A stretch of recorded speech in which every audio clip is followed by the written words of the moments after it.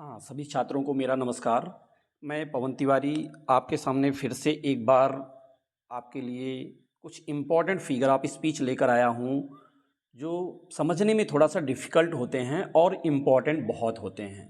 तो इसलिए ऐसे फिगर ऑफ स्पीच को हम ऐसे आपको समझाएँगे कि आप कभी नहीं भूलेंगे इसके एग्ज़ाम्पल्स को और ये बेहतरीन ढंग से आपकी समझ में आ जाएगा। तो आइए हम आज सबसे पहले देखते हैं हमारे सामने फिगर ऑफ स्पीच है पन, श्लेष अलंकार जिसको कहते हैं, ठीक है? तो इसका मतलब सबसे पहले इसकी डिफिनीशन आप समझ लें। यहाँ लिखा है ए joke about words that sound alike but they have different meaning. मतलब एक ऐसा शब्द है जो ह्यूमरस वर्ड यूज़ होगा और सेंटेंस में उस एक ही शब्द की दो मीनिंग होगी, यानी कि प्ले ऑन वर्ड्स यहाँ यूज होना है। तो पन यानी श्लेष अलंकार जिसमें किसी शब्द का ऐसा प्रयोग होगा जिसमें दो से अधिक अर्थ निकलते हैं और ये अक्सर हास्य व्यंग यानी कि कॉमेडी सैटायर या विट चतुराई पैदा करने के लिए इस्तेमाल किया जाता है, उत्पन्न करने के लिए। तो यहाँ देखें आपकी जब एक ही शब्द या वाक्य का प्रयोग दो से अधिक शब्दों में किया जाए, एक ही शब्द का या वाक्य का प्रयोग जब दो से अधिक अर्थों में किया जाए जिससे वाक्य में हास्य उत्पन्न हो जाए, व्यंग उत्पन्न हो जाए, चतुरता उत्पन्न होती है, तो उसे श्लेष अलंकार इसी को कहते हैं। तो यहाँ आप एग्जाम्पल देखें कि क्या लिखा हुआ है। ए जोक अबाउट, यहाँ a boiled egg every morning is hard to beat. तो यहाँ जो ये figure of speech or idiom, इस फिगर ऑफ स्पीच पन में हार्ड टू बीट यूज़ किया गया है, इसका मतलब आप जान रहे हैं, इसका मतलब है यहाँ इस फिगर ऑफ स्पीच बीट में है, यानी हार्ड टू बीट का मतलब होता है किसी चीज़ को जीतना मुश्किल हो। किसी चीज़ को जीतना जब मुश्किल हो जाता है तो उसके लिए यूज़ किया जाता है हार्ड टू बीट। और दूसरी तरफ है कि बॉयल्ड एग माने कि उबला हुआ जो अंडा होता है, आपको कुछ चीज़ में मिलाना है तो मिक्स करना, उसको फेंटना कठिन हो जाता है, मतलब वो लिक्विड जैसा नहीं हो पाएगा जैसे कच्चा अंडा होता है।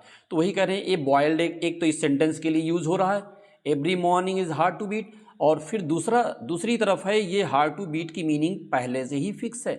किसी कार्य को यानी कि किसी चीज़ को जीतना जो है टफ होता है किसी चीज़ को, तो उसके लिए भी यूज़ किया गया है कि यहाँ किसी चीज़ को हराना मुश्किल है, जिसे हराना मुश्किल हो, ठीक है ना, या किसी भी चीज़ के लिए यूज़ कर सकते हो। जैसे कहते हो it is hard to beat, ये जैसे एल्टीग्रेट इज़ हार्ड टू बीट, यानी कि इसको पास करना थोड़ा कठिन है, असंभव नहीं है लेकिन टफ है। तो उसी तरह से ये हम शब्द दो सेंस में यूज़ किया कि बॉयल्ड एग को फेंटना कठिन है और दूसरा है इसको जो है किसी चीज़ को जीतना मुश्किल है, पाना मुश्किल है। दूसरा फिगर ऑफ स्पीच है grammar lovers have lot of common sense. Common sense लिखा हुआ है लेकिन इसकी दो मीनिंग है, इसी में पन है। कॉमन सेंस का मतलब होता है पंक्चुएशन यानी कॉमा का प्रयोग, यानी जो अच्छे ग्रामर के लवर हैं उनको जो है कॉमा की सेंस होती है, कॉमा कहाँ लगाना है वो यूज़ उनको पता है। एक तो ये, और दूसरा यूज़ इसका ये है कि कॉमन सेंस समझ में आ रहा है, सुनने में लग रहा है कॉमन सेंस। तो दूसरी मीनिंग ये हो गई जिससे कि ये पता चलता है कि एक अच्छा ग्रामर जो लवर होता है उसके कॉमन सेंस यानी अच्छी समझ भी उसके अंदर होती है। तो दूसरा ये अर्थ निकल रहा है। तो यानी दो मीनिंग के साथ जो हैं यहाँ पन वर्ड यूज़ किए गए हैं। और भी आगे एग्जाम्पल इसके हैं पन, इसको भी देख लीजिए। जैसे यहाँ लिखा है I like kid but I couldn't eat A one, मतलब मुझे पसंद है बच्चे। किड का मतलब हो जाता है बच्चे। तो एक तो यहाँ सुनने में ये लगता है कि किड माने वो बच्चा जो हमारे मनुष्य के बच्चे होते हैं, तो सबसे पहले तो ये समझ में हमारे आता है। लेकिन जब आगे पढ़ेंगे but I couldn't eat a one, लेकिन हम इसको खाते नहीं है ना, तो ये जब यूज करेंगे तो ये समझ में आ जाएगा कि उस किड का मतलब बकरी का बच्चा। तो एक तो किड का मतलब बकरी का भी बच्चा ये, और दूसरा जो है मनुष्य के बच्चे, खास करके किड्स जो है बच्चों के लिए यूज होता है। तो किड्स यहाँ दो मीनिंग दे रहा है, बकरी का बच्चा भी और मनुष्य का बच्चा भी। अगली मीनिंग है a boiled egg for lunch is hard to beat, ये तो समझाया मैंने, ग्रामर लवर भी समझाया। A pessimist blood type is, यहाँ देखिए एक और एग्जांपल है आपके लिए, a pessimist blood type is B negative. एक पेसिमिस्ट जो होता है निराशावादी, उसका ब्लड जो होता है वो बी नेगेटिव होते हैं। तो बी नेगेटिव का मतलब क्या है? नकारात्मक उसके अंदर सोच होती है। एक तो ये हो गया, और एक तो बी नेगेटिव का मतलब ब्लड ग्रुप भी होता है। तो एक मीनिंग उसकी पहले से ही है जो हम जानते हैं ब्लड ग्रुप का, ये बी नेगेटिव। और दूसरी मीनिंग क्या हो गई कि निराशावादी व्यक्ति का ब्लड ही बी नेगेटिव होता है, यानी कि उसके अंदर नकारात्मक सोच होती है। तो ऐसा भी इसके अंदर यूज़ दो मीनिंग का यहाँ हुआ, आप देख सकते हैं। ठीक है, एक एग्जाम्पल हम अपनी तरफ से और आपको देते हैं। जैसे लिखा हुआ है, देखिए यहाँ हम लिखें इसमें कि एन एम्बेसडर, एक मिनट, ये आप सुने होंगे, एन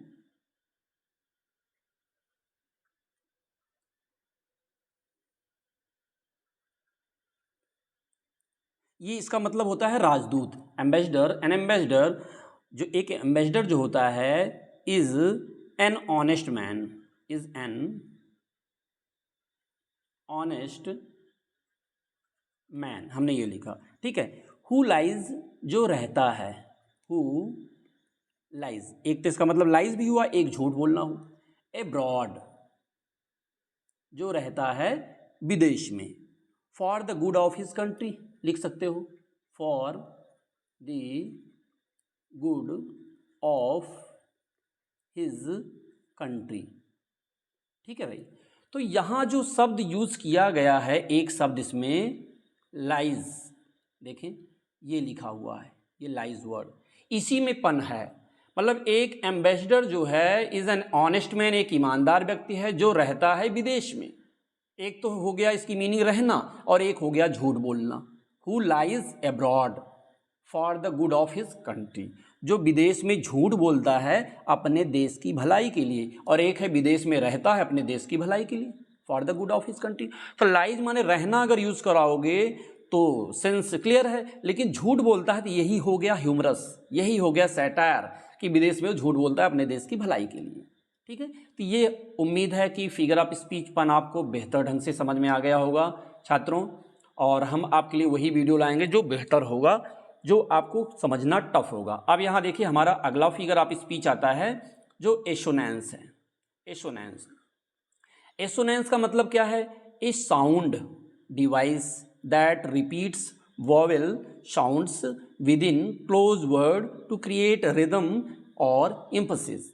मतलब कि शब्द पर जो है एक रिदम निकालता है, और किसी भी सेंटेंस के नज़दीक के शब्दों के बीच में वॉवेल साउंड्स रिपीट होता है, वॉवेल साउंड्स रिपीट होता है। जैसे आप देखें यहाँ रेन, रेन में कौन सा वॉवेल रिपीट हुआ? ए आई एन। एन तो नहीं देखना है हमको, हमको देखना है, एक मिनट,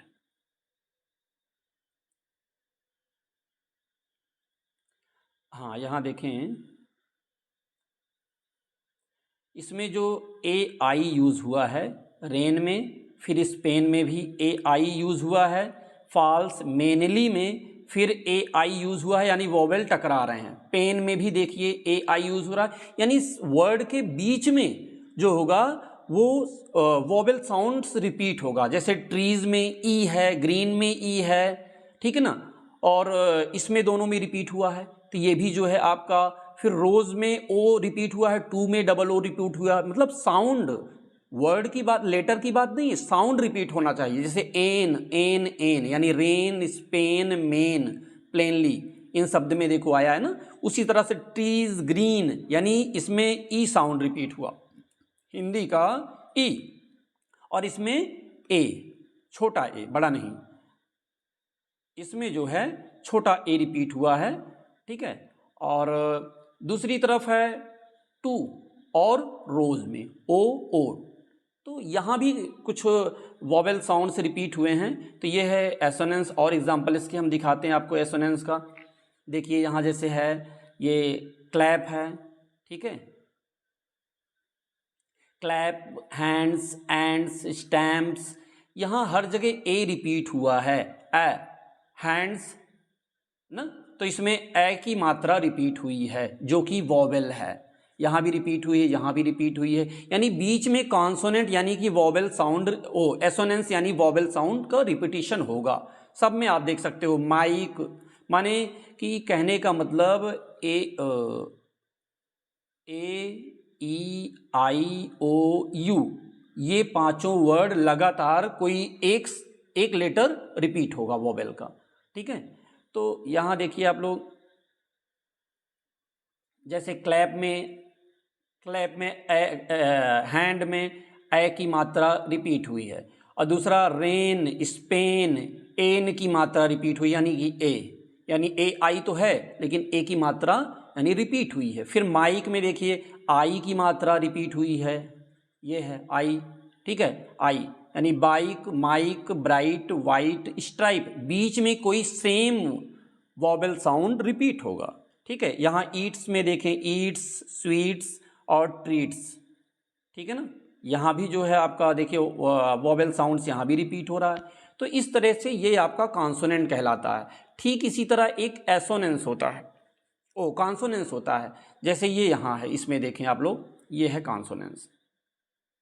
इसमें दो हैं, कॉन्सोनेंस और एलिट्रेशन। इसमें दोनों में डिफरेंसेस क्या है वो हम आपको बताएंगे।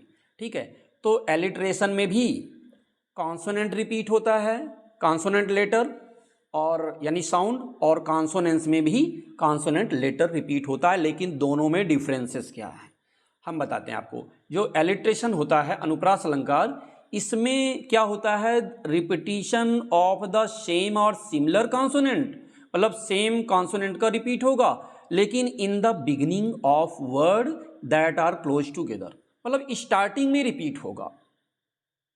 एलिट्रेशन में जो कॉन्सोनेंट रिपीट होगा वो स्टार्टिंग में रिपीट होगा, बीच में नहीं, और वो भी कॉन्सोनेंट साउंड।